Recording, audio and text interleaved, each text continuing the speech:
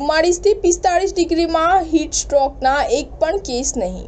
સોલા સિવિલમાં કેસ બારી પર દર્દી અને સગા માટે પંખા કુલરની વ્યવસ્થા, વોર્ડમાં ORSની સુવિધા। ગુજરાતમાં ગરમીનો પારો સતત વધી રહ્યો છે। છેલ્લા 24 કલાક દરમિયાન તો 45 ડિગ્રી સેલ્સિયસને પાર પહોંચ્યો છે।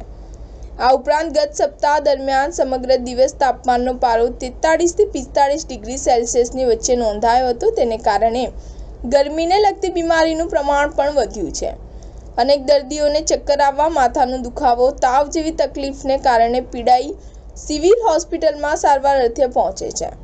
હોસ્પિટલમાં દરરોજ અનેક દર્દીઓ આવતા હોવાથી કેટલીક વખત લાંબી ભીડ પણ સર્જાય છે। આ લાઇનમાં ઊભા રહેવાથી ગરમીને કારણે દર્દી સાથે આવેલા લોકો પણ ત્રાહિમામ પોકારી ઉઠે છે।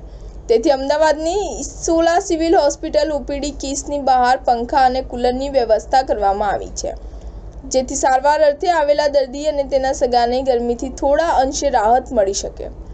ઉલ્લેખનીય છે કે ગરમીના સમયગાળામાં દરમિયાન મચ્છરજન્ય રોગ ઉપર નિયંત્રણ આવતું હોય છે, પરંતુ ગત એક સપ્તાહ દરમિયાન સોલા સિવિલ હોસ્પિટલમાં ડેન્ગ્યુ અને મલેરિયા જેવા મચ્છરજન્ય રોગના કેસ પણ નોંધાયા છે। આ ઉપરાંત ગરમીને કારણે આઉટ દર્દીઓનું પ્રમાણ પણ વધ્યું છે તથા ઝાડા ઉલટીના કેસ પણ વધ્યા છે। તેમ છતાં સિવિલ હોસ્પિટલ તંત્ર દ્વારા હીટ સ્ટ્રોકના એક પણ દર્દી આવ્યા નથી।